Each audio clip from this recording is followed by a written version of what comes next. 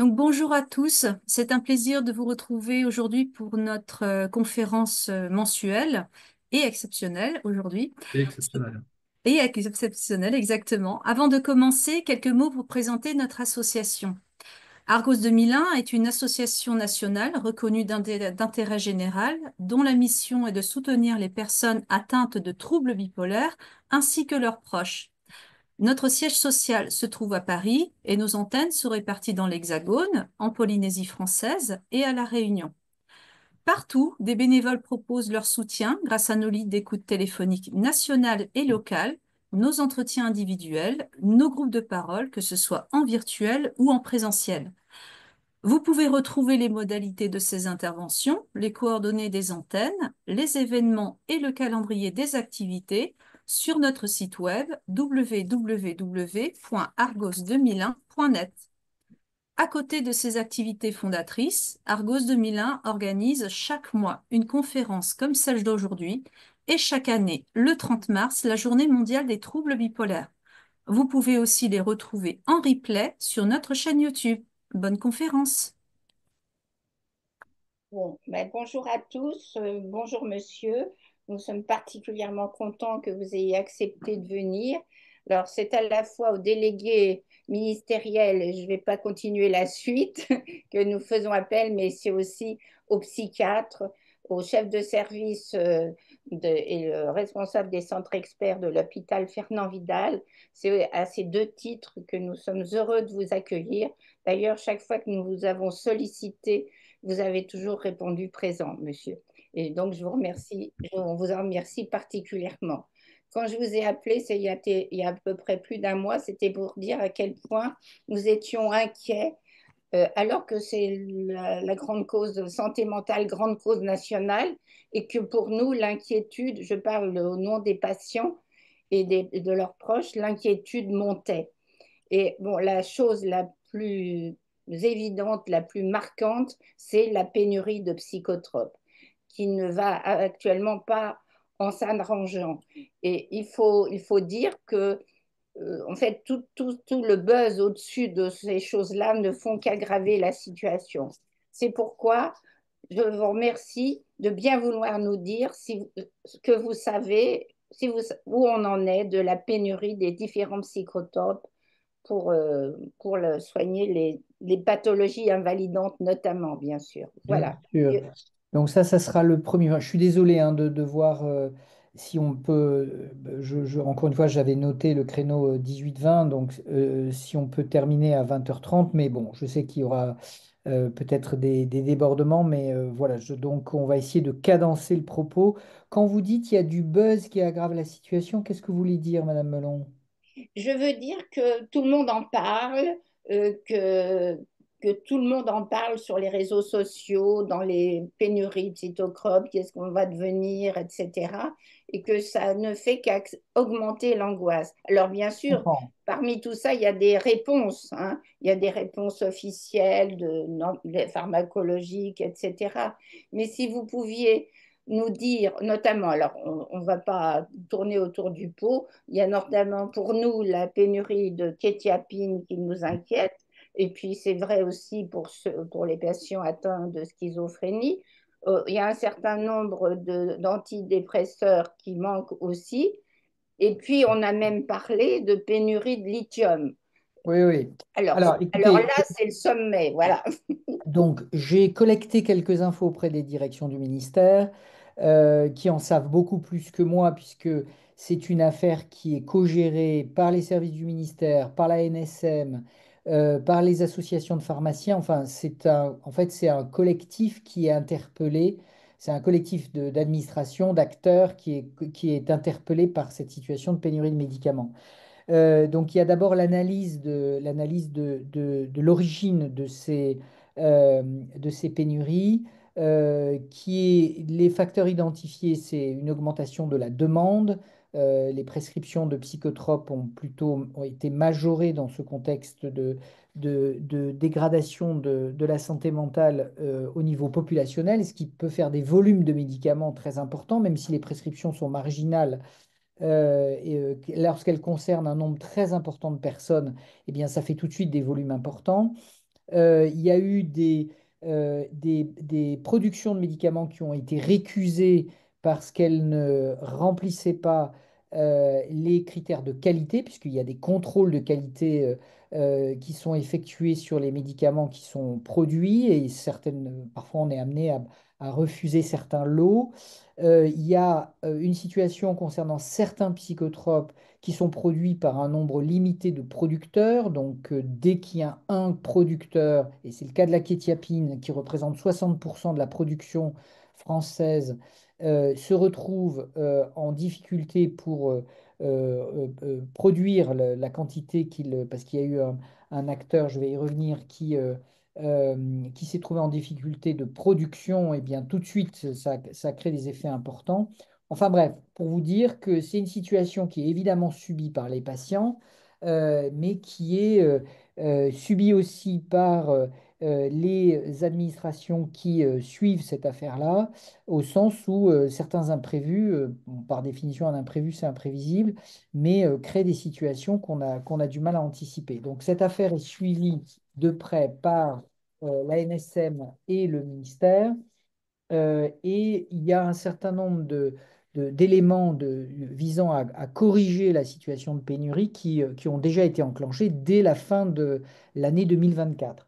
Euh, donc, on avait, et là, je vais surtout parler des données dont je dispose pour la kétiapine. Donc, en fin 2024, on avait à peu près 250 000 patients qui avaient un traitement par kétiapine. Et les dispositifs de dispensation qui ont reposé sur soit des importations venant de l'étranger de stock, soit sur l'arrêt de la dispensation hors de nos frontières, donc limiter les stocks à chez nous et les productions sous forme de préparation magistrale. Et là, il faut comprendre que les officines ont connu évidemment un temps d'inertie avant de pouvoir enclencher des débits importants de réalisation de préparation magistrale. Donc ça aboutit, pour ce qui est des importations, à 30 000 équivalents de traitements mensuels. Et ça, c'est par mois. Et s'agissant des préparations magistrales, comme je vous le disais, ça a augmenté progressivement. Et les derniers chiffres dont je dispose, c'est l'équivalent de 45 000 traitements mensuels. Donc, des dispositifs de compensation qui ont permis en fait de limiter l'impact majeur qu'il y aurait eu si, puisque là encore une fois, il y a eu, lorsqu'on parle d'un médicament qui est produit par un seul producteur couvrant 60% de la consommation française, on comprend que lorsque Pharmathen, puisque c'est eux dont je parle, se trouve en difficulté pour assurer la production habituelle, bah, évidemment, ça fait un grand trou d'air. Euh, donc, on assiste à une baisse. Donc ça, c'est les chiffres de préparation magistrale que je vous ai donnés, ça date de février 2025. Depuis avril 2025, on assiste à une baisse des préparations magistrales qui semblent témoigner du fait que les facteurs de compensation commencent à porter leurs fruits, puisque du coup, ça repose moins sur les préparations magistrales. Donc voilà. Euh, et parallèlement, puisque les préparateurs d'officine qui du coup ont dû s'y mettre, ont confirmé en avril que eux pouvaient assurer, enfin, une fois qu'ils seraient arrivés à leur vitesse de croisière, pourraient assurer, si la pénurie de production industrielle par Pharmathen devait se poursuivre, eux étaient capables d'augmenter leur production de préparation magistrale à hauteur de 40%. Donc on n'est pas aux 60% de compensation de Pharmatène, mais on voit que s'il y a eu un phénomène d'inertie, ma foi, on a aussi une capacité de monter, encore de monter en puissance de préparation magistrale. Les autres données dont je dispose, s'agissant d'abord de la venlafaxine, là, je n'ai pas pu, parce qu'il y a un signal sur la venlafaxine, je n'ai pas réussi à identifier des éléments diagnostiques de cette pénurie. Je pense que c'est le même problème. C'est un phénomène, soit un problème de production, soit un problème de qualité de la venlafaxine qui a Pardon, conduit monsieur, vous pouvez nous donner le nom commercial? à Effexor. Effexor, oui. C'est quand même un antidépresseur très, C'est un, an- très c'est un utilisé. antidépresseur. Oui, Voilà, s'agissant d'une pénurie qui a été donc de venlafaxine, même si je n'ai pas le diagnostic de l'origine de cette pénurie, ce qu'indique la NSM et la DGOS, c'est qu'une normalisation est attendue dans le courant du mois de mai. d'accord. Je ne sais pas si vous, de votre côté, vous continuez à avoir des remontées de préoccupations concernant la venlafaxine. Non, Il y a on un n'a pas gros, de si- remontée sujet, non. il y a un gros signal sur la sertraline, le Oui, Zoloft. Alors là, c'est typiquement un sujet en lien avec une forte augmentation de la prescription de Zoloft, avec des productions qui n'ont pas réussi à suivre cette forte augmentation des prescriptions depuis 5 ans, qui ont augmenté de près de 80%. Voilà, les industriels ont annoncé des approvisionnements, là encore, pour le mois de mai. Et enfin, s'agissant du Teralite, qui est un signal plus récent à ma connaissance, c'est bien, oui. c'est plus récent. En tout cas, des mesures de gestion classiques ont été activées, c'est-à-dire on a bloqué les exportations, on a contingenté les stocks et on a mobilisé des stocks de dépannage.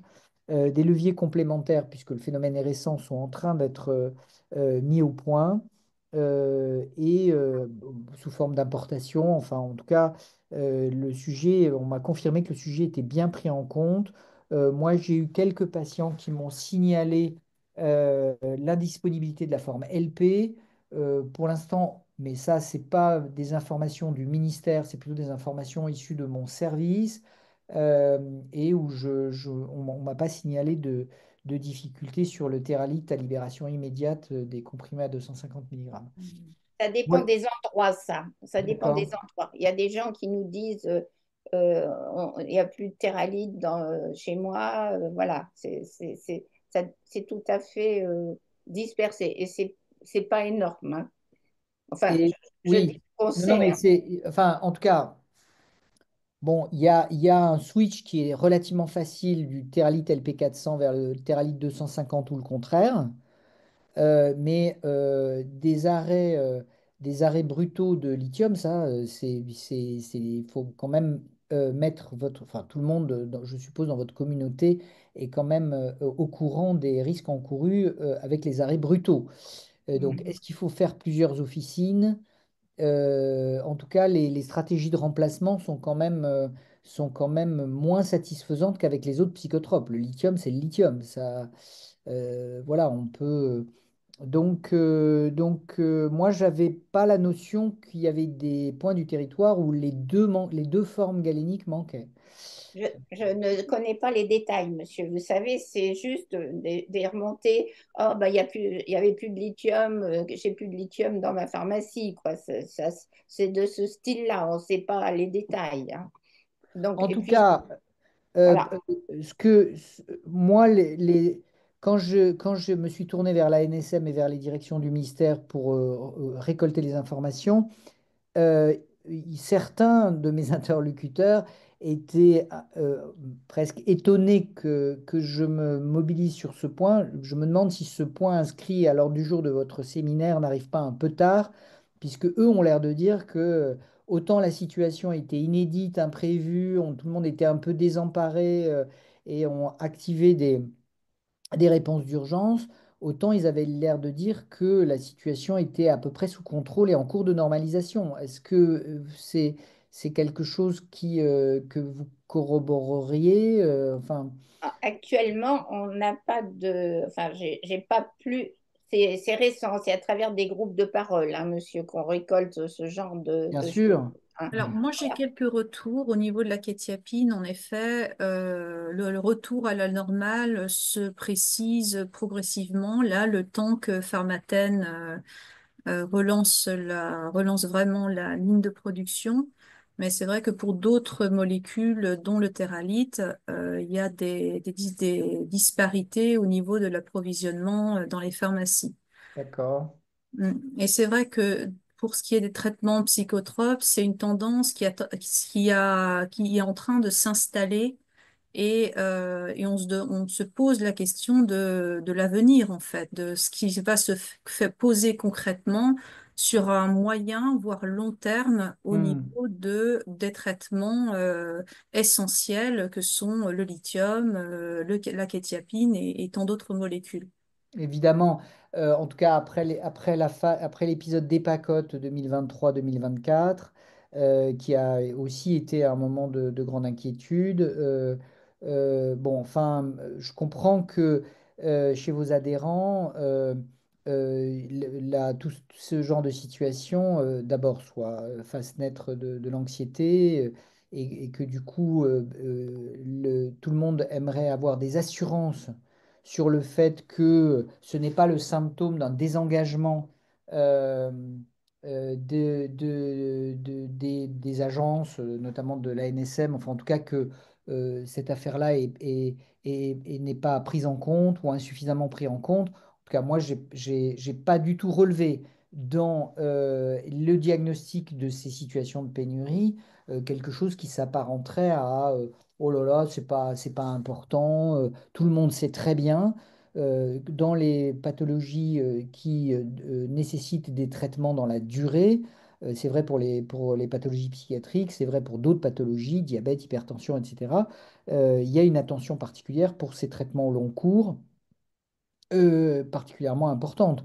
Et donc là, on est dans l'analyse qui a été faite, on est plutôt ces situations, comment dirais-je, euh, de pénurie sont liées aux sites de production qui sont en nombre limité, qui ne sont pas forcément chez nous.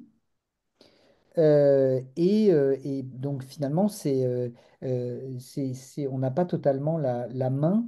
euh, et surtout, s'il y avait plusieurs producteurs, s'il y avait plusieurs industriels en charge de la production, bah, on pourrait mettre en place des phénomènes de compensation. Mais quand on a un acteur majoritaire qui occupe 60% du marché de la kétiapine, bah, ma foi, on est, et que ce producteur est en difficulté, mais à ma foi, ça débouche très vite sur une situation de crise. Et est-ce qu'il n'y a pas un problème de prix? Parce qu'en Europe, il y a d'autres producteurs, où ils s'alimentent tous au même endroit que nous. Alors, ça, évidemment, on peut soupçonner des histoires de négociation de prix avec des pénuries entre guillemets organisées pour faire levier sur les agences qui négocient les prix des médicaments. Mais ça, enfin, en tout cas, je n'ai rien authentifié de la sorte. C'est-à-dire que euh, enfin, je n'ai pas d'exemple démontré dans ce domaine-là comme dans d'autres. Que des pénuries sont organisées par les industriels pour faire levier sur les prix. Du reste, ces médicaments sont sur le marché depuis longtemps Oui. et il n'y a pas de procédure de renégociation des prix à l'occasion des situations de pénurie. Et si on devait s'approvisionner dans des pays où le prix ne serait pas tout à fait le même, je ne pense pas que le ministère prendrait le risque de dire ah bah non, c'est trop cher, on n'achète pas. Je veux dire, parce que si ça venait à se savoir, ce serait un scandale sanitaire, vous comprenez. Donc, Oui, euh, oui, on est plutôt dans un pays qui pratique le quoi qu'il en coûte, comme vous le savez. Non, je crois que le risque politique est majeur. Vous voyez, si, s'il venait à se savoir, enfin, si le Canard enchaîné publie la semaine prochaine un papier disant que le gouvernement a choisi de ne pas importer parce que les prix qui étaient pratiqués par certains industriels n'étaient pas acceptables, je pense que ça serait un énorme oui. scandale. Mm. Bah, merci beaucoup, monsieur. Bah, nous voilà éclairés quand même. Puis on progresse et puis on a un peu plus d'espoir. Alors j'en viens tout de suite à un sujet qui a paru bizarre à mes collègues ici présents, c'est le problème de la déprescription. La Alors, déprescription. c'est vraiment bien que vous ayez inscrit ce point-là à l'ordre du jour parce que, en fait, j'ai trouvé que le papier dans le monde de Maëva Musso était assez maladroit. Mm. Et Oui, je vais pas me lancer dans un plaidoyer pour justifier la position de Maëva Musso, mais en réalité, son propos est en fait un peu trop partiel et je vais le compléter. oui. Et si vous S'agissant, permettez, monsieur, parce que je pense que beaucoup de gens ne savent pas ce qu'est la déprescription en psychiatrie, et si vous pouvez préciser de quoi il s'agit. Je trouve que c'était surtout pas le moment de faire ça. En gros, le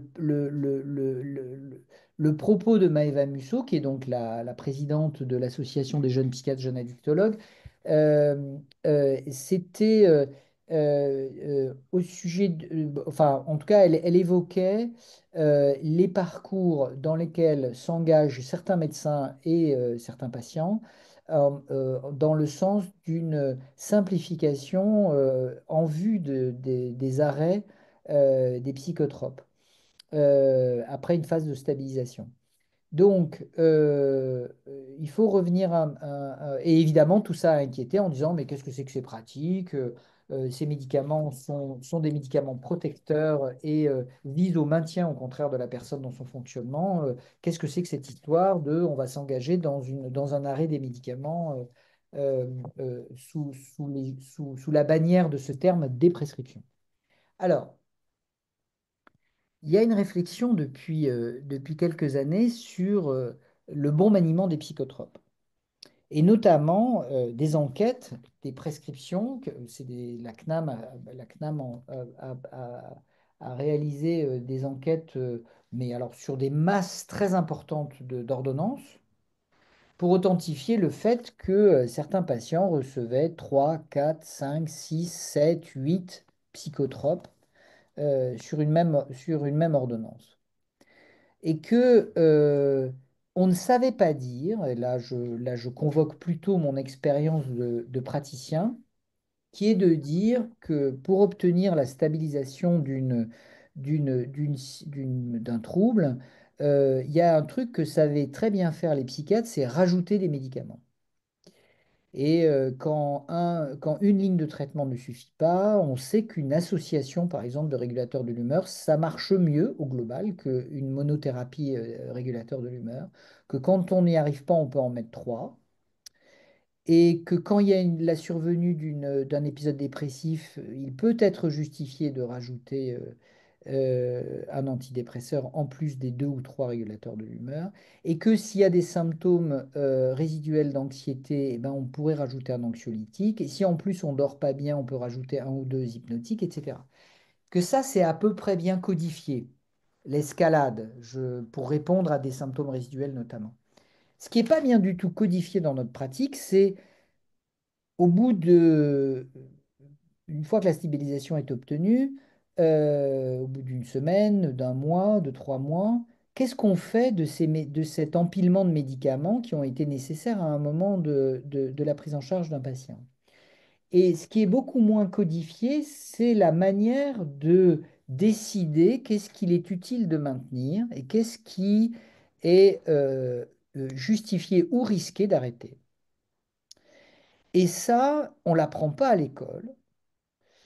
Et comme c'est pas bien codifié, les psychiatres sont globalement peu aventureux. Et quand ils ont une combinaison de traitements, et s'il en faut 7, eh ben on en maintient 7. Et quand il s'agit d'en arrêter un ou deux ou trois, eh ben, ça se heurte aux réticences, parfois du patient, mais surtout du psychiatre qui a peur de stabiliser, de déstabiliser plutôt une situation, alors même qu'il est le premier à reconnaître que, une ordonnance longue comme le bras, il y a quelque chose qui ne va pas. Et en tout cas, ce que nous disent les textes de référence sur les maniements de psychotropes, c'est que il n'est pas justifié, il n'est pas toujours justifié de maintenir au long cours des associations de thymorégulateurs, plus en antidépresseurs, plus des anxiolytiques, plus des hypnotiques. Donc ça, c'est ce que nous disent je dirais les recommandations de bonne pratique, mais que pour autant, la manière d'opérer cette simplification des traitements, euh, elle est ce qu'on met en avant souvent, c'est le risque de déstabilisation, alors que il y a voilà des sociétés savantes qui ont pris le sujet et se sont engagés pour essayer de mettre au point euh, des stratégies, des guidelines pour mettre en œuvre cette désescalade.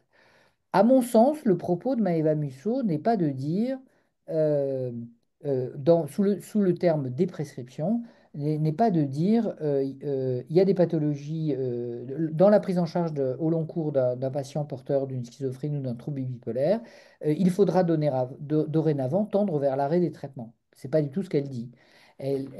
Par des prescriptions, en tout cas, c'est comme ça que c'est traité, notamment dans les guidelines des sociétés savantes, que ce soit l'EPA ou enfin, la European Psychiatric Association, ou que ce soit le European College of Neuropsychopharmacology, qui produit des recommandations sur le bon maniement des psychotropes. Ce qu'ils disent, c'est voilà un domaine dans lequel il y a des progrès qui sont attendus pour euh, procéder à et c'est d'autant plus important au long cours, pour procéder à à un moment de la prise en charge, une fois la stabilisation obtenue, de ne pas oublier que cette longue liste de médicaments qui a été nécessaire à un moment, autour d'un moment de décompensation, ne pas oublier qu'il y a des médicaments qu'il faut arrêter. Et ces mêmes guidelines nous disent, enfin ces recommandations nous disent que en termes de stabilité, il y a même à gagner à arrêter des anxiolytiques, à arrêter des antidépresseurs. Je vous rappelle par exemple que la CANMAT dit que les guidelines canadiennes nous disent que le traitement d'un épisode dépressif au cours du traitement, au cours d'un trouble bipolaire, la prescription d'un antidépresseur est justifiée, sous réserve que ça ne soit pas un tricyclique et sous réserve que ce soit sous couvert d'un traitement thymorégulateur efficace. Et ce que dit en plus les guidelines donc, canadiennes et NICE, la NICE de Grande-Bretagne nous dit la même chose, c'est qu'une fois chez un patient bipolaire, une fois la normothymie obtenue, il faut procéder à l'arrêt précoce de l'antidépresseur. Oui, monsieur, je comprends. Je termine juste, et en fait, on observe que ce n'est pas fait. Le réflexe étant de dire, ce traitement a marché, donc je le maintiens. Oui, mais bon, je suis complètement. Ce que vous venez nous dire nous éclaire beaucoup. Simplement, la façon dont c'était présenté était un peu maladroite. Très maladroite. Voilà. Et puis, par ailleurs, elle disait que quand on le diminue, il faut évidemment faire très attention. Alors, voilà. Alors, avec des visites très fréquentes au psychiatre pour vérifier tout ça, toutes conditions qui ne sont pas actuellement très réalisables, même pas réalisables du tout. Donc, et puis, bon, le plus maladroit, à mon avis, était de prendre comme prétexte que les prises de poids. Alors là, c'est un truc qui marche bien, hein, ça marche bien tout de suite. Ah bah si, évidemment, là, si je peux arrêter le médicament qui me fait prendre du poids, bah j'arrête tout de suite. Bon, voilà, Alors, j'arrête, j'arrête, mais non, mais évidemment que la préoccupation du patient d'abord, et une fois qu'il est stabilisé, le problème qu'il verse à la consultation, c'est les effets secondaires. C'est-à-dire, bon, la première erreur, c'est de dire, bon, bah, maintenant je vais bien depuis 6 mois, donc je vois pas pourquoi je dois continuer à prendre un médicament. Et puis le deuxième, si toutefois il a été entendu que les traitements étaient des traitements préventifs des rechutes, il s'agit ensuite effectivement d'optimiser la prescription pour limiter les effets secondaires qui peuvent être rédhibitoires dans certains cas.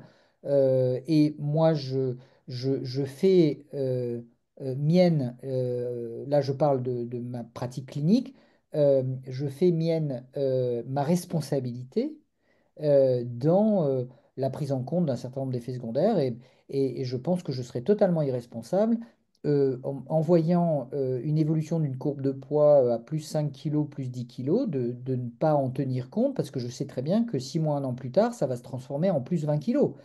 Donc il faut quand même que cette balance bénéfice-risque, euh, une fois la stabilisation obtenue, et si pour le traitement d'un épisode maniaque sévère, il soit acceptable que la prescription pour la prescription du traitement curatif de l'épisode maniaque soit assortie d'une prise de 2 ou 3 kilos, quand on va passer à la phase de maintenance, on va être obligé de changer de stratégie pour que le prix à payer ne soit pas que 6 mois plus tard ou un an plus tard, ça soit transformé en plus 10 ou plus 20 kilos.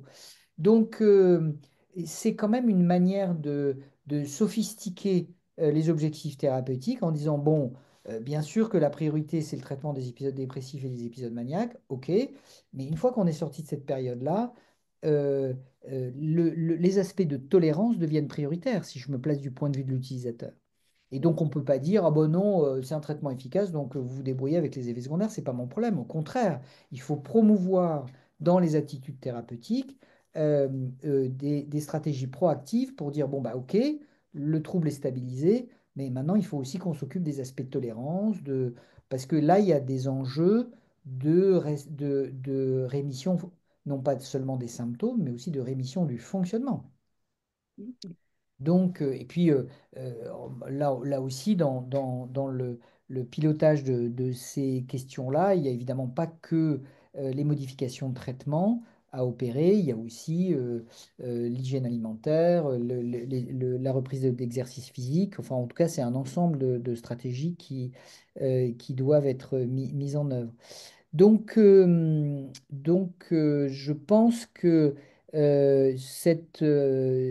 sous cette bannière de déprescription, c'est un courant qui vise à fertiliser la communauté des soignants et en particulier les médecins prescripteurs sur le fait que on sait empiler les traitements pour obtenir un résultat, un objectif thérapeutique qui est partagé avec le patient.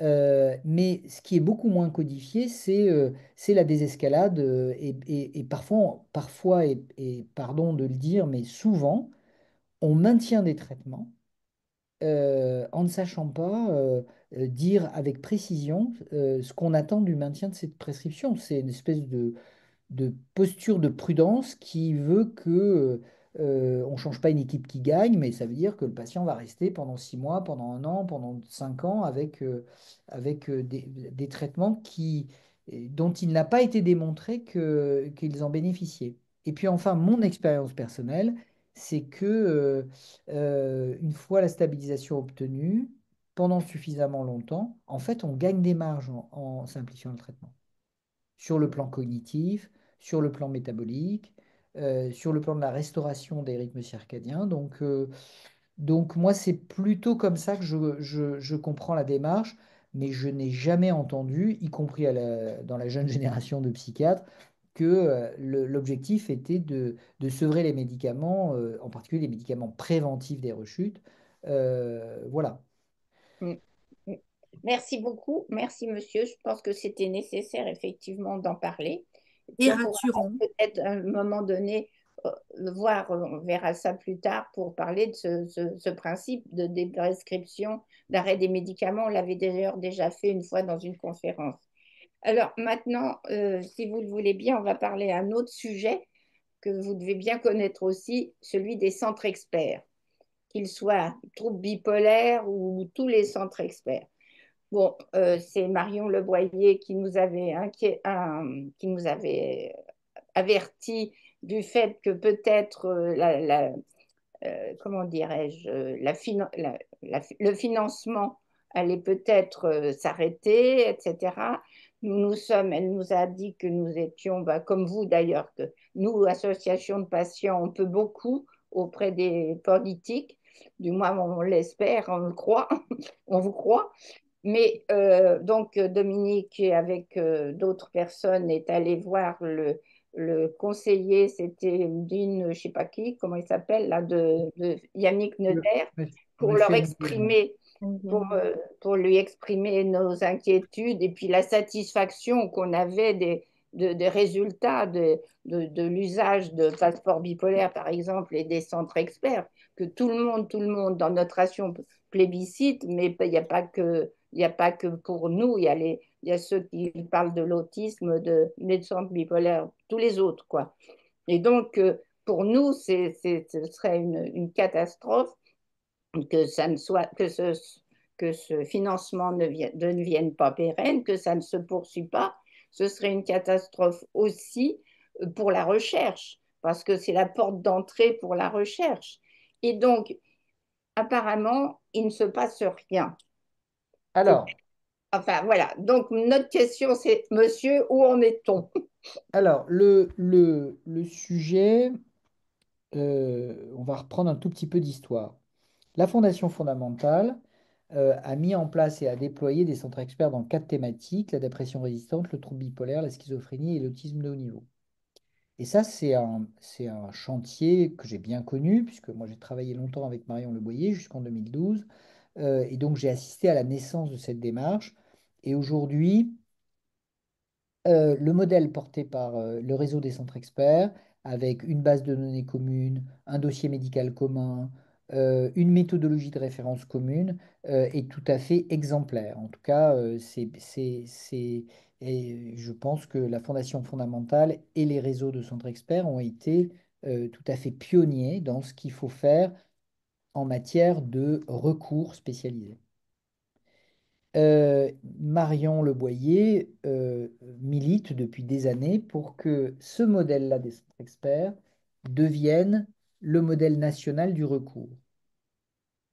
Et donc ça se heurte à trois questions, au moins.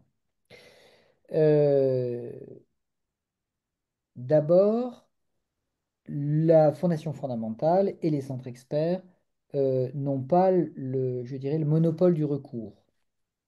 Mais il y en a d'autres. C'est-à-dire qu'il y a d'autres guichets qui ont développé du recours spécialisé dans certains domaines. Certains services de psychiatrie dans les CHU ou dans les CHG, même dans certaines cliniques privées. Et donc le recours spécialisé thématique, ici sur les troubles des conduites alimentaires, là sur le psychotrauma, ou sur le TDAH, etc., en plus des thématiques qui sont portées par la Fondation fondamentale, eh bien, en fait, il y a d'autres offreurs de recours. Et il y a notamment aussi la Fondation de Necker avec les centres d'excellence. Donc, en fait, sur ce créneau-là d'activité qui est le recours, il y a plusieurs acteurs à unifier. Ça, c'est le premier point. Le deuxième point, c'est que sur la question de la gradation des soins, on a pas mal de divergences de vues, euh, notamment par certains acteurs du secteur, qui continuent à promouvoir l'idée que le secteur de psychiatrie, qui est l'étage conventionnel du soin spécialisé, n'a pas besoin de recours.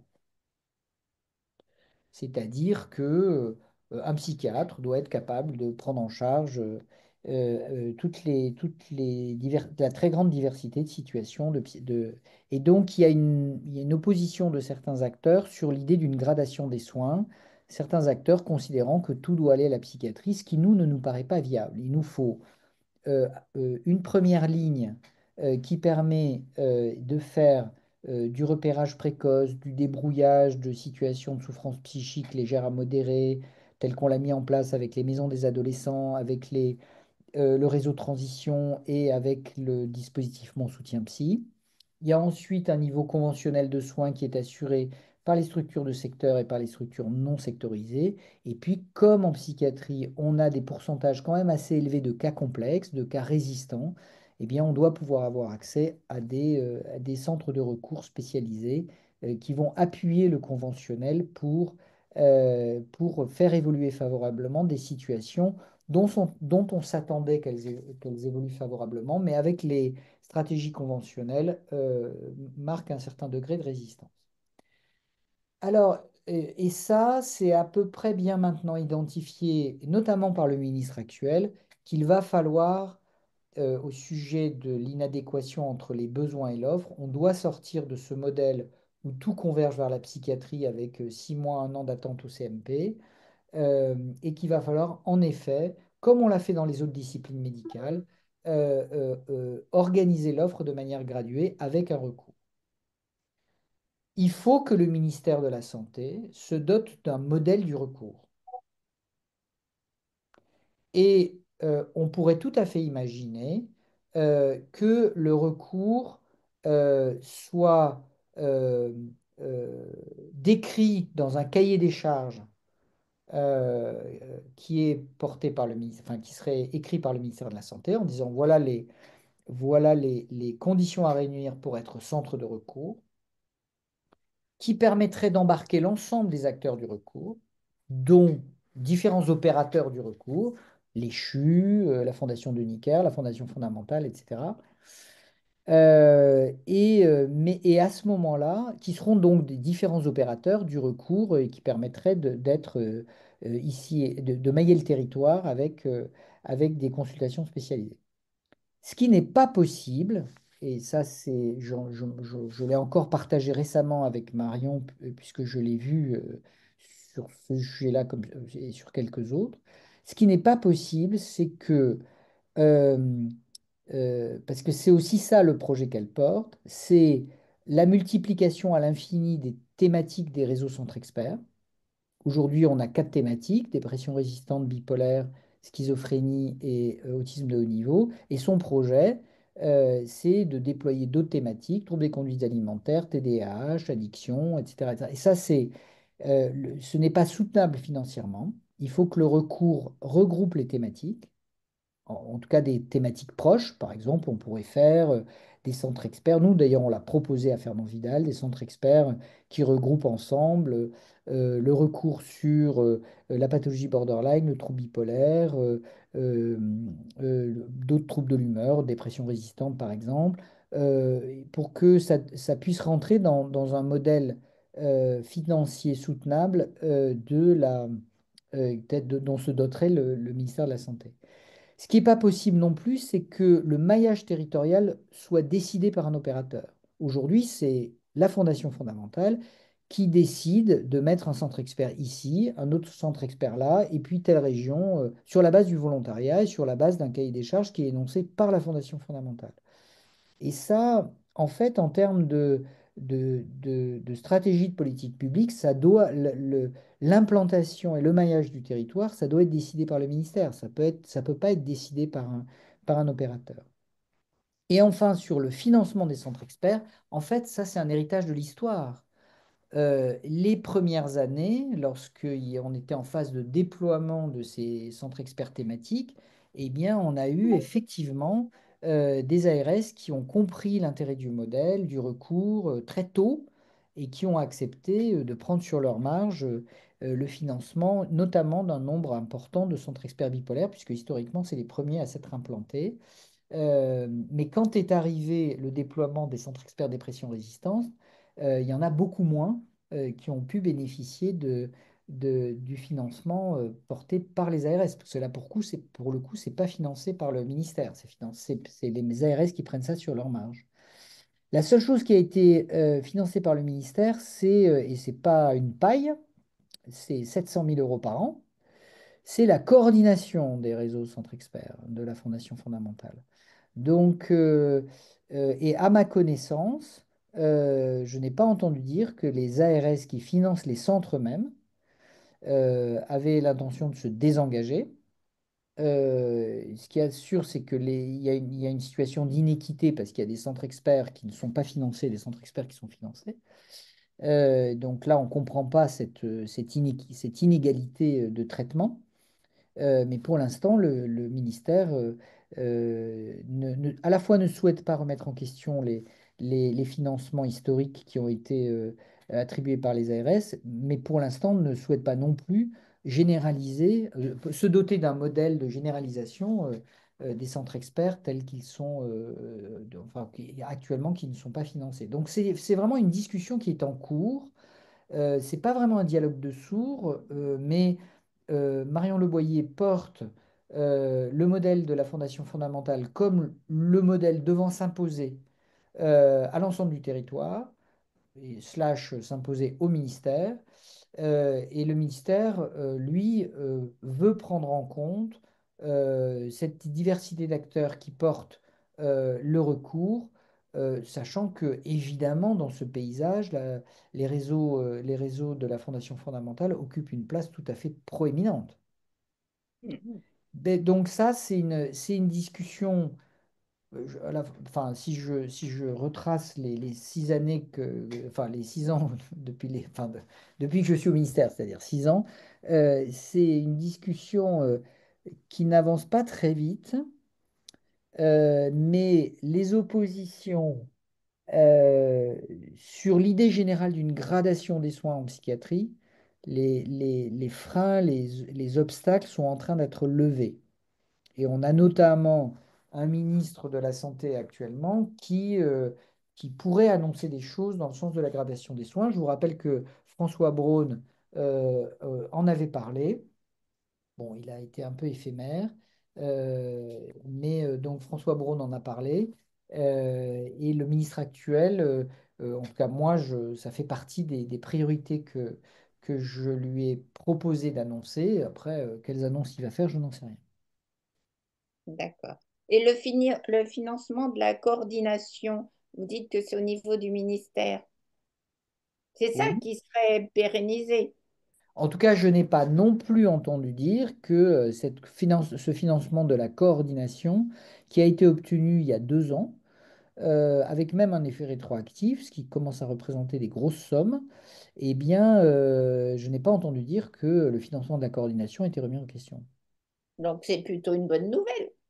Bah, c'est un acquis en tout cas, tout comme sont acquis les 300 000 euros par an que reçoivent les centres experts financés, mais avec un sujet d'insatisfaction quand même, qui est que il y a dans le paysage des centres experts qui sont financés, et du coup ils ont pu faire des recrutements dédiés aux centres experts, et puis d'autres centres experts qui ne sont pas financés, qui ont dû prendre ça sur la bête, si je peux m'exprimer ainsi. C'est-à-dire, Ben, quand sur leur staff, sur leurs effectifs propres. ah oui, d'accord, Ben d'accord. oui. Oui, vous savez, on n'est pas tout à fait au courant du Non, non, système. mais Sur- c'est une tambouille à la fois politique, financière, technique, enfin. Oui, alors, oui, c'est assez complexe hein, quand même. Mais en Bon, tout cas, l'idée générale qu'il faut retenir, c'est que oui, nous sommes engagés pour formaliser la notion de recours en psychiatrie. On a tous les arguments pour le faire. Et que, bon, on a dû lever un certain nombre d'obstacles par rapport à ça. C'est en cours. Et non, le modèle de la Fondation fondamentale est très inspirant. Il est tout à fait exemplaire, mais il ne va pas pouvoir devenir, on ne peut pas faire copier-coller euh, partout. le modèle des réseaux centres experts de la Fondation fondamentale, slash coller et que ça devienne le modèle du recours dont se dotera le ministère de la Santé. D'accord. Mais Ben, merci. du coup, est-ce que ça veut dire que enfin, les centres experts de la Fondation peuvent être remis en cause ou pas non Ah Pas du plus? non, tout, c'est Parce un que acte. pas du tout. C'est, non, non, Non, non, non, mais simplement, ils pourront pas, on ne pourra pas parce en que mettre partout. vous comme on le souhaitait. C'est pas eux Ouais, qui d'accord. décident, on en met un là, on en D'accord, met un là. d'accord. Non, non, ok, d'accord. Non, Mais alors, non, ça c'est du un coup, la acquis. proposition de loi, la proposition de loi qui a été déposée là, le 27 février, là, qui consiste donc à intégrer les centres experts en santé mentale dans le code de la santé publique. Si cette proposition de loi est votée, qu'est-ce qui va se passer alors? Bah, pour les arguments que je viens de présenter, Ouais. bon, on peut avoir des surprises, mais je ne vois pas je ne vois pas que ça soit voté tel quel. Ouais. C'est-à-dire que il faudra il faudra intégrer encore une fois les autres offreurs de Les recours. autres On peut, offres hein. de recours, oui. Les autres offres Mais, de recours. d'un autre côté, c'est très bien que les parlementaires se saisissent de cette affaire-là, mais il faudra que ce soit traité pour le modèle général sous l'angle de la gradation des soins. Hmm. Oui, Première oui, ligne, ligne c'est très important. conventionnelle et recours, comme on le fait dans toutes les autres disciplines, hein. Mais est-ce qu'il y a un consensus au sein de la profession des psychiatres, qui soient libéraux ou publics, pour aller Non. justement vers cette gradation? Bien sûr que Ça, non. c'est les facteurs, c'est les oppositions dont je vous parlais. Facteur C'est-à-dire limitant. que la Mais notion, est-ce qu'on peut penser qu'un jour on va y arriver, même si ça prend un alors, peu de temps? c'est la notion même de gradation était fortement contestée en disant nous, psychiatres de secteur, on peut tout faire. Et ces oppositions-là sont en train progressivement de se lever. Hmm. Parce que Bon, nous, ce qu'on entend depuis des années, quand même, c'est que, aussi bizarre que ça puisse paraître, bon, un psychiatre, quelque part, ça peut être un généraliste des pathologies mentales, et c'est pas forcément un spécialiste en tout. non, En- mais en- moi, le, j'entends pour les troubles bipolaires, on me dit il y a des psychiatres qui sont incompétents. Ça peut paraître bizarre. Et une anecdote, comment dirais-je, à contrario, un jour, nous a dit un psychiatre dans une conférence, si vous arrivez dans une ville, vous êtes patient, vous ne savez pas où trouver un médecin psychiatre qui connaît le trouble bipolaire, vous demandez à la pharmacie du coin quel psychiatre prescrit du lithium. Non, non, mais pardon, monsieur Guillot, mais j'ai du mal à concevoir le modèle national du recours ou de la gradation des soins avec des anecdotes. Je sais que les niveaux de compétences dans ces très diverses pathologies que l'on a à connaître quand on est psychiatre, les compétences ne sont pas toutes réunies pour prendre en charge des situations aussi diverses qu'un premier épisode dont on ne sait pas ce que ça va devenir, un jeune patient porteur d'un trouble du neurodéveloppement qui bascule dans l'âge adulte, un patient porteur d'un trouble schizophrénique qui a 20 ans d'évolution avec une comorbidité physique, addictive, un patient bipolaire chimio-résistant qu'on n'arrive pas à équilibrer. Enfin bref, C'est euh, très complexe, hein. c'est évident que toutes les compétences nécessaires ne sont pas réunies chez un même psychiatre. Moi, il y a plein de domaines de la psychiatrie dans lesquels je ne me sens pas du tout compétent. Et Hmm. donc, la notion de recours, la notion de possibilité à un moment du parcours de bénéficier d'un avis spécialisé, je trouve que ça devrait être la règle. Et, Ça, on est d'accord, hein. oui, bon, donc, mais en tout cas, s'agissant du modèle de gradation des soins dont doit se doter le ministère de la Santé, il n'y a pas de risque que les acquis du recours existant, que ce soit de la Fondation fondamentale ou ailleurs, disparaissent. Ça, c'est un acquis. Non, ils doivent Et puis, s'additionner. ce qui est intéressant, c'est qu'on commence à avoir des services de secteur qui ouvrent des consultations thématiques de recours en intersectoriel notamment. Ça, c'est très intéressant. Donc, il va falloir quand même se doter d'un modèle pour organiser tout ça mais c'est sur la table. Voilà ce que je peux vous dire, ce dont je peux Et est-ce que ça témoigner. existe dans d'autres pays, en Europe ou Oui, en bien dehors, aux sûr. États-Unis, au Canada, en Australie? Ouais.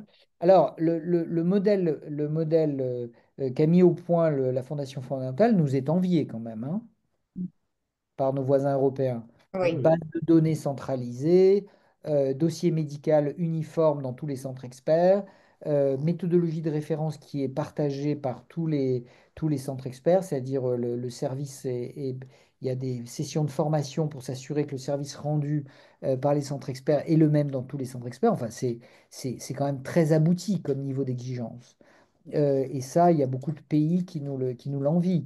Mais le recours existe dans les pays les plus avancés, en Belgique, dans les pays scandinaves, évidemment en Angleterre, même si là, ils ont aussi beaucoup mis l'accent sur le repérage précoce et la prise en charge communautaire au long cours. Mm. Nous avons justement une question à propos de ces structures. Nicolas qui demande pourquoi en psychiatrie les établissements ne sont pas regroupés comme les centres anti-cancer, mettant en commun les moyens, notamment dans la recherche et l'accès aux soins des patients. Alors ça rejoint une proposition qui circule maintenant depuis longtemps, qui est d'appliquer à la psychiatrie ce qui a été mis en œuvre pour le cancer, notamment pour homogénéiser les pratiques, c'est-à-dire créer un institut de la psychiatrie qui permettrait justement de,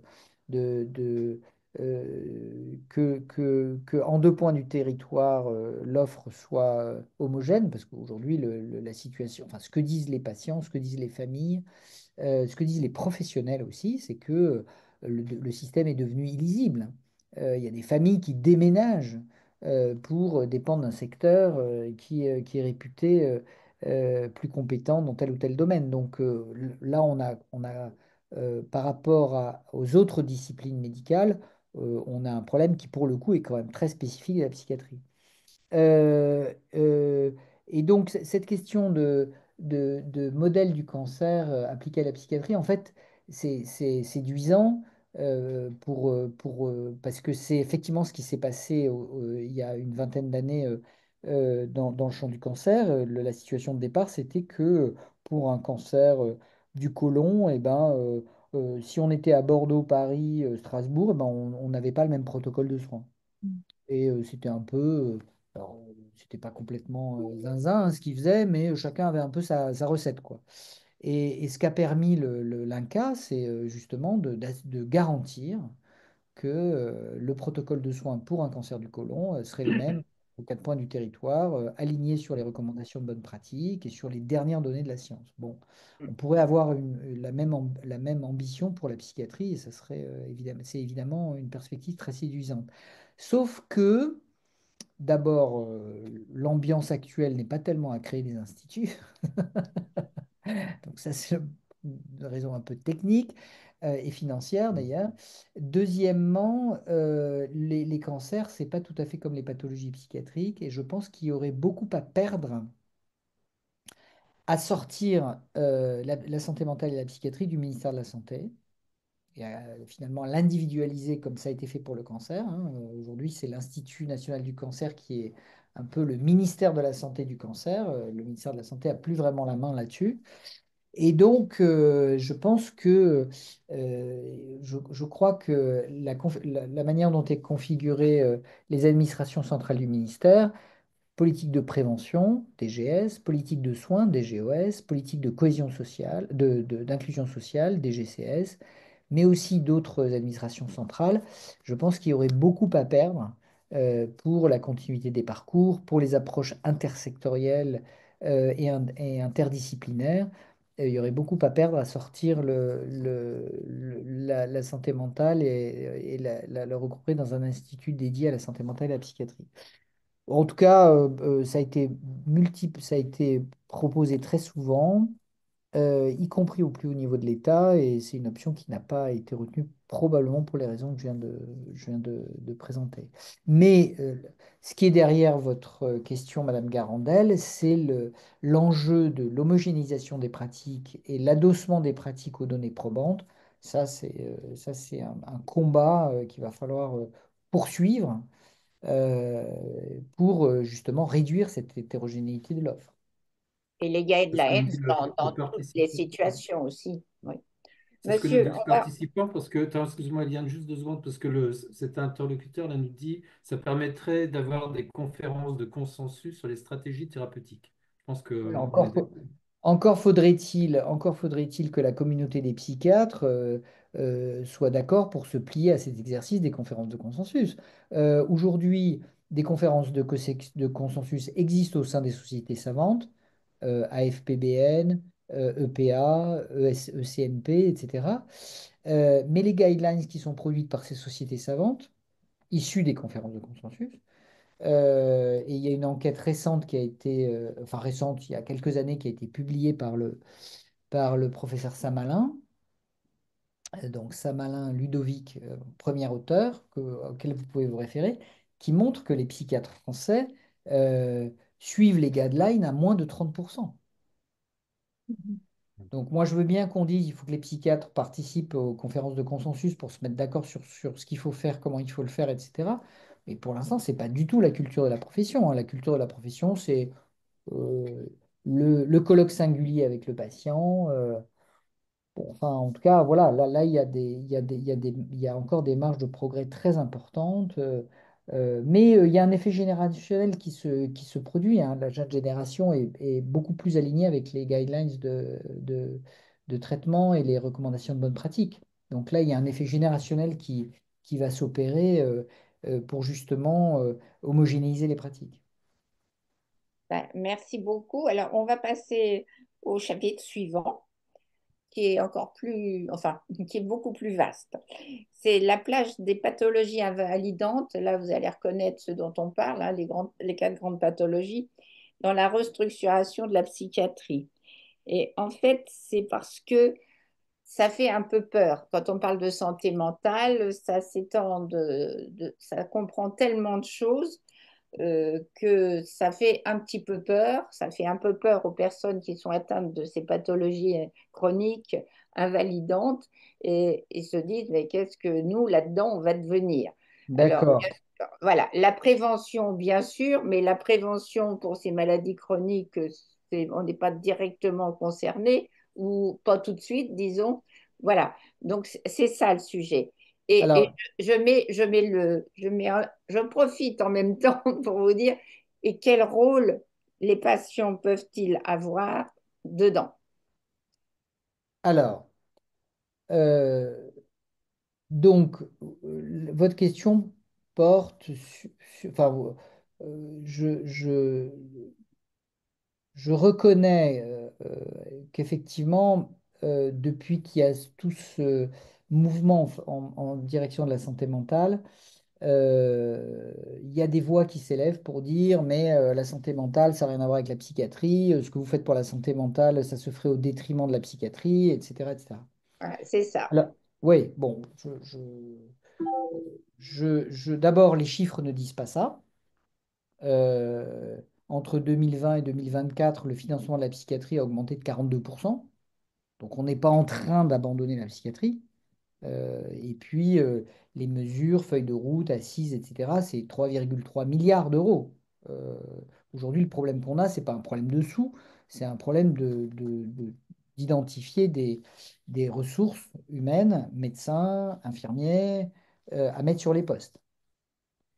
On peut, l'approche santé mentale, entre guillemets, c'est reconnaître que les déterminants de la santé mentale d'une population qui fondent les politiques de prévention sont un volet important et indissociable de la construction des parcours pour les personnes porteuses d'un trouble psychique. Notre mantra à nous, c'est santé mentale pour tous, et il va falloir agir sur les déterminants de la santé mentale, et soins psychiatriques pour certains. Et ça va ensemble. Il n'est pas question d'opposer ces deux approches. On ne peut pas dire en même temps, il faut repérer les pathologies plus tôt, parce que 10 ans d'errance thérapeutique, c'est très préjudiciable à la stabilisation et au rétablissement. On sait très bien que la précocité avec laquelle on repère les choses est déterminante sur l'évolution favorable de ces troubles. On ne peut pas dire en même temps, ça c'est un enjeu crucial, intervention précoce, intervention sur les déterminants de la santé mentale, notamment aux âges clés, c'est-à-dire adolescence et adultes jeunes, et dire et opposer les politiques de prévention ou de repérage précoce avec les politiques de soins. C'est totalement, c'est très fortement connecté. C'est parce que nous aurons des politiques de prévention beaucoup plus efficaces, beaucoup plus captive sur des déterminants de santé mentale que l'on va repérer plus tôt et que l'on va agir sur le cours évolutif des pathologies. Donc, cette approche interministérielle qui vise à agir sur l'ensemble des déterminants importants de la santé mentale, ça va aussi contribuer à repérer plus tôt, à déstigmatiser et à faire que les parcours, euh, notamment vers le rétablissement, soient moins difficiles à atteindre. Parce que la prévention, c'est pas que en amont de l'éclosion de la pathologie, c'est aussi pendant prévention des addictions, prévention de l'exposition aux situations de violence, etc., etc. Donc les déterminants de santé mentale sur lesquels on veut agir, si on veut agir sur les parcours de soins, c'est la lutte contre les violences, en particulier sexuelles, en particulier chez les enfants, facteur majeur de risque, enfin chez les jeunes. Donc ça, c'est le premier facteur. Les addictions, pour l'instant, c'est un peu le parent pauvre de la feuille de route que je porte et c'est assez préjudiciable évidemment à ces politiques très intégrées. Mais on parle aussi de choses très importantes pour les patients qui sont en cours de soins, l'accès au logement, l'accès à la formation, l'accès au travail, l'accès aux loisirs et à la vie citoyenne, au sport. Et tout ça, c'est déterminant pour comment dirais-je, le parcours qui va mener au rétablissement.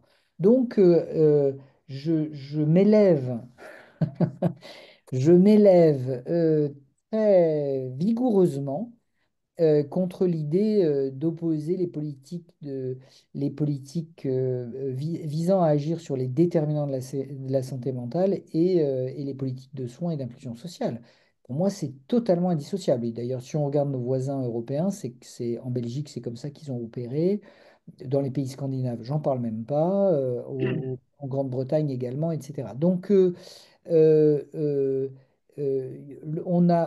à l'occasion de l'élargissement de ce champ d'action, on est passé d'une politique de soins psychiatriques à une politique de santé mentale. On n'a pas du tout abandonné l'offre de soins, hein, bien au contraire. Et d'ailleurs, voilà, le bilan, les bilans successifs de la feuille de route montrent quand même on a beaucoup contribué à reformuler l'offre de soins, à la soutenir, à l'innover, etc. Oui, c'est peut-être parce que la prévention, dans ma tête en tout cas, je pense dans la tête de beaucoup, ça se passe avant. Ah mais Et, non, et oui, mais c'est probablement ça, justement, l'erreur, et c'est celle-ci. Donc la Re- prévention, c'est aussi pendant. ben, revenons aux définitions de l'OMS de la prévention primaire, secondaire et tertiaire. Oui. La prévention primaire, c'est agir sur les facteurs de risque avant l'éclosion de la maladie. La prévention secondaire, c'est agir sur les déterminants de l'évolution d'une maladie lorsqu'elle a éclos. Et la prévention tertiaire, c'est agir sur les facteurs qui contribuent aux complications de la maladie. Mm. Donc, pour moi, la prévention, c'est avant, pendant le parcours. Oui, oui. Et Oui, mais, un bon exemple, c'est les addictions, par exemple.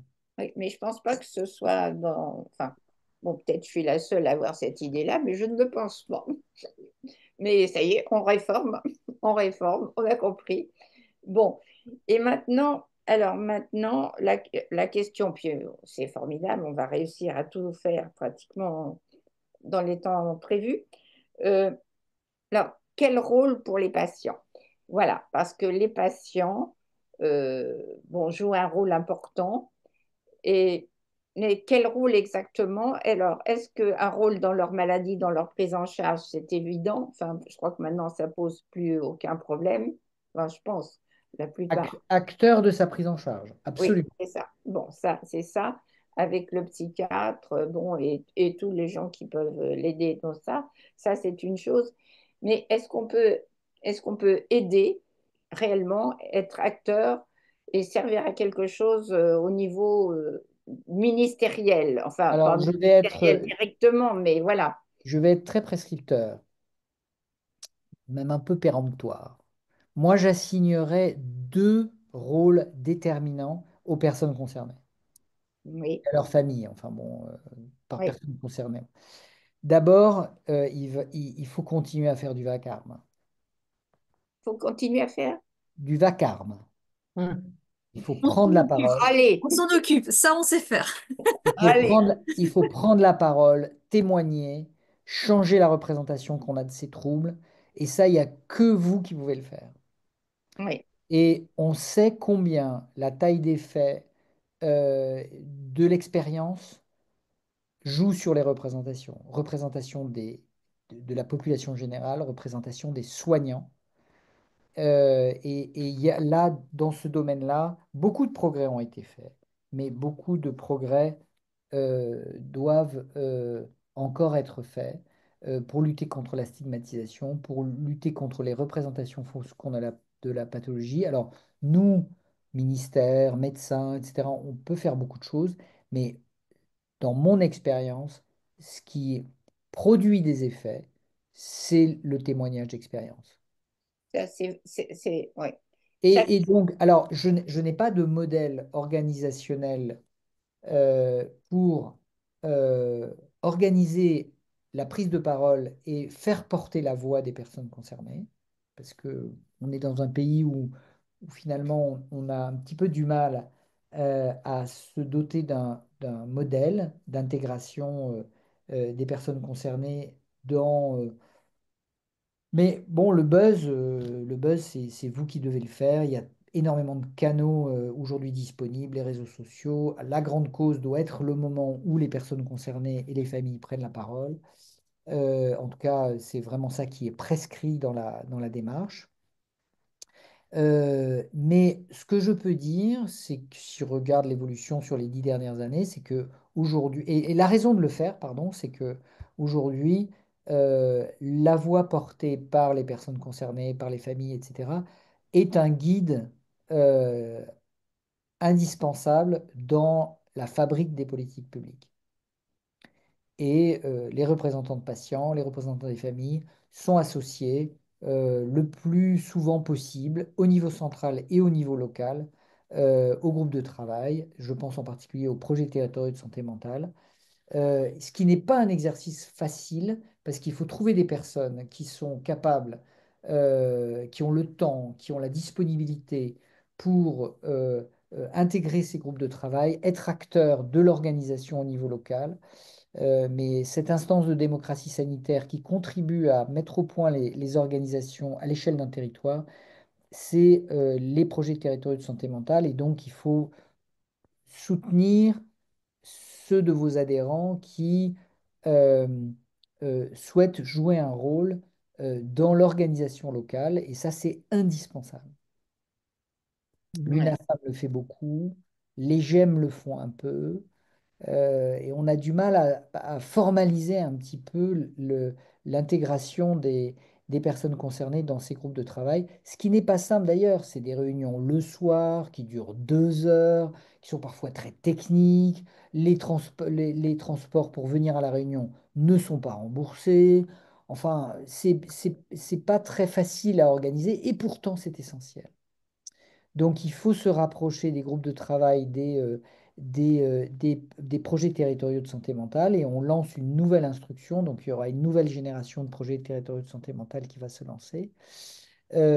Et donc, battre le rappel parce que c'est essentiel dans la fabrique des politiques publiques et dans leur déploiement. Euh, c'est d'ailleurs la raison et je parle de conviction, c'est-à-dire si j'ai accepté toutes vos invitations, c'est aussi pour délivrer ce message-là, c'est parce que je pense que euh, les temps d'interaction avec les représentants des personnes concernées est quelque chose d'absolument central dans la démarche de portage et de déploiement des politiques publiques.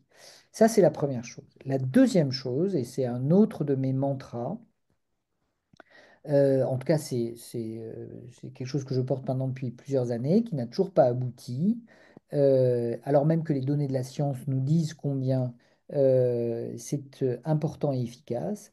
Et c'est la deuxième priorité que j'ai fait remonter au ministre, on verra s'il l'annonce ou pas, c'est la mise au point d'un cadre réglementaire pour la pérédance professionnelle. L'intégration de personnes d'expérience qui ont été formées au travail de pérédant et qui ont intégré les équipes soignantes, ça produit des effets majeurs sur les patients, sur les équipes soignantes.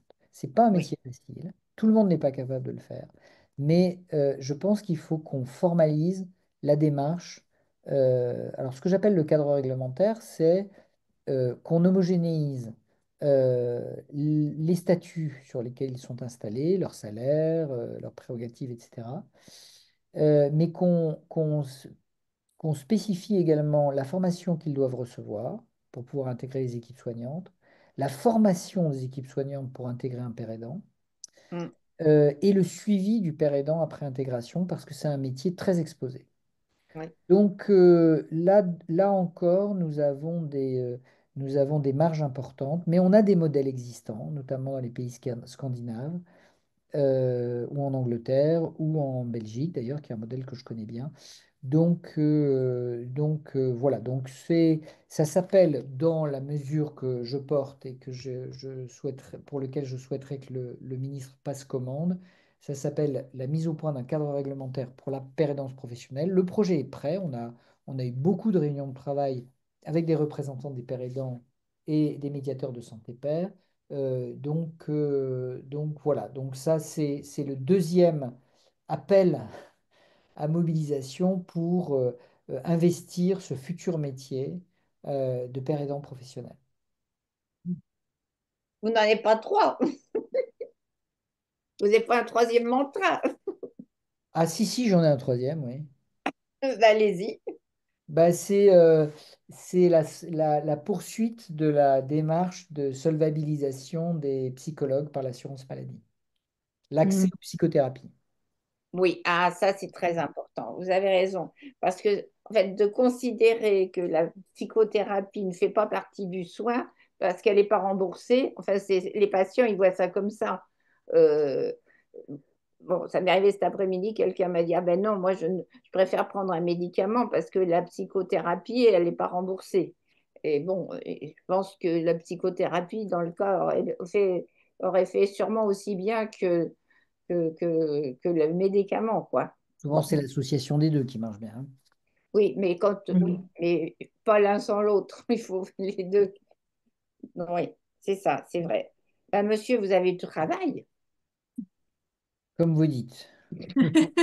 Bon, ça va, je suis dans ma sixième année, hein. J'ai connu 10 ministres, j'ai été persévérant quand même. Vous avez Oui, mais vous pouvez survécu. en connaître encore d'autres.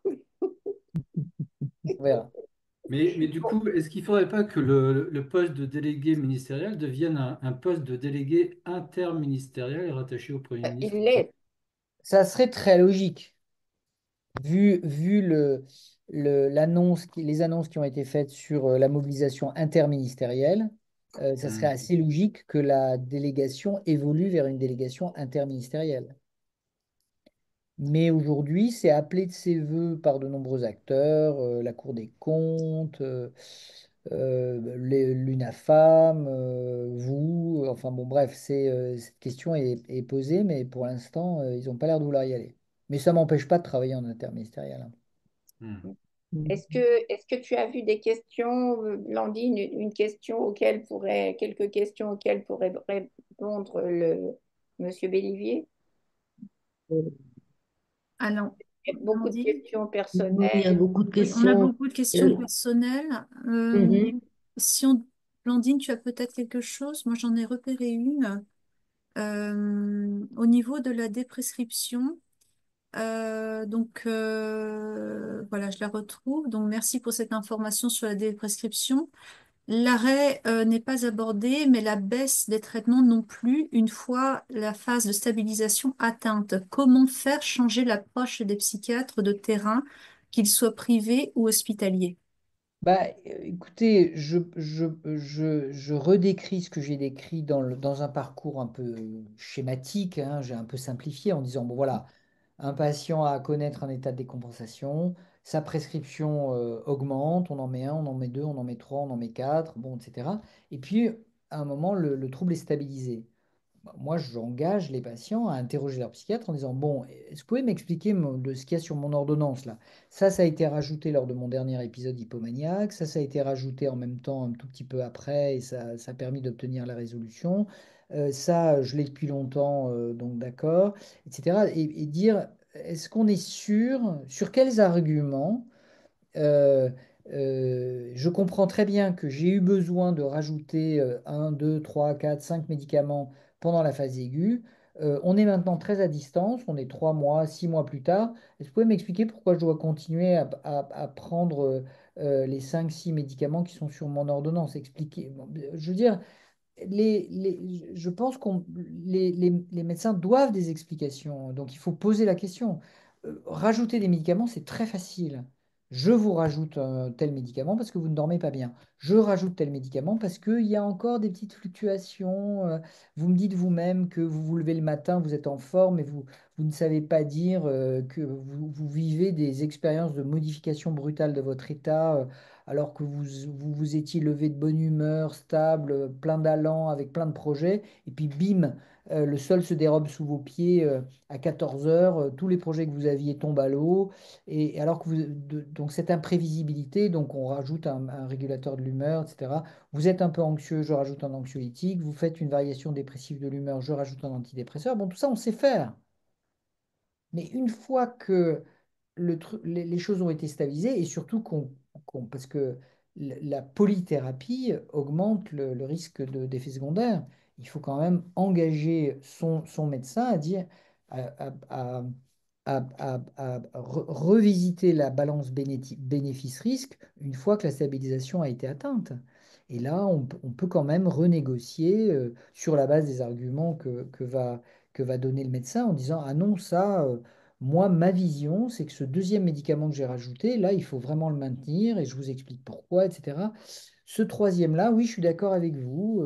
Maintenant que vous dormez bien, on pourrait peut-être organiser un switch vers quelque chose qui sera mieux toléré, un switch d'un hypnotique vers la mélatonine, par exemple. Enfin bon, bref, je ne peux pas énoncer de stratégie générale, mais c'est très facile d'en rajouter, c'est beaucoup moins bien codifié d'en enlever, et c'est vraiment au cas par cas qu'on peut s'engager là-dedans. Ouais, donc il faut une bonne alliance thérapeutique. C'est un bon dialogue et un bon échange avec le psychiatre. Oui, oui, tu as raison. Je Et pense effectivement. enfin, rappelons quand même qui est au service de qui, hein. Oui, qui est au Il y a service une de qui? question, il y a Madame une Boussard, question on vous écoute. subsidiaire. À quand l'obligation faite au psychiatre d'associer les proches du patient dans son accompagnement? Au nom du secret médical, on passe à côté de parents qui sont une importante source d'information sur le passé du patient. Ben, pour moi, ce sont des pratiques d'un autre temps. Voilà, je n'ai pas de commentaire à faire. Je trouve ça incroyable qu'il y ait encore aujourd'hui des proches qui soient exclus de la prise en charge, bon, sous réserve bien sûr que le patient soit d'accord, mais Et puis, les entretiens que l'on conduit avec les parents ne sont pas exactement de même nature que dans le colloque singulier avec le patient, mais je trouve que ça participe de la psychoéducation des proches et c'est indispensable. Donc moi, je ne sais pas répondre, Madame Boussard, à votre question. En tout cas, je ne sais pas justifier Et l'exclusion des proches. Voilà, c'est vraiment un travail. Alors, on peut dire, ils n'ont pas le temps, mais c'est pas à moi qu'il faut poser cette question-là. Bon, bah, écoutez, monsieur, Ouais. il est 20h32. On vous remercie infiniment d'être venu et de Merci beaucoup. vous nous avez remonté le moral. Mhm. Donc, je pense que c'est une excellente, enfin, à moi en tout cas, puis bah, en regardant les gens. Bon, on vous a pas dit toutes les questions parce qu'il y a beaucoup de personnel. Il y a aussi des questions très, très pertinentes qui parlaient de la déprescription, de la désescalade. Il y a des gens qui sont extrêmement pointus, qui vous regardaient et qui ont qui étaient tout à fait d'accord dans ce que vous dites, enfin, qui vont dans le même sens. Donc, je pense que c'est satisfaisant. Et puis, je pense que, bon, ça, vous nous avez redonné un peu le moral quand même. Et puis, j'espère qu'on va vous le donner à vous aussi pour poursuivre votre tâche. C'est gentil. En tout cas, les sujets que vous avez inscrits à l'ordre du jour étaient des sujets importants. C'est aussi ça qui et j'ai d'ailleurs bien conscience que j'ai pas apporté des solutions clé en main définitive, etc. Mais voilà, sachez que sur ces différentes questions-là, que ce soit la délégation ou que ce soit les services du ministère, ce sont des questions importantes et on est mobilisé là-dessus, bien sûr. Et nous allons faire du bruit, continuer à faire du bruit avec S'il votre soutien. s'il vous plaît. Au On aura revoir, monsieur. l'occasion Merci Merci beaucoup. beaucoup. de vous Merci réinviter. beaucoup. Ok. Bonsoir à tout le monde. Et bien sûr, vous verrez cette conférence en enregistrement sur YouTube d'ici très peu de temps. Voilà. Au revoir, monsieur. Très bonne Au soirée à tous. revoir, merci. Également, au revoir.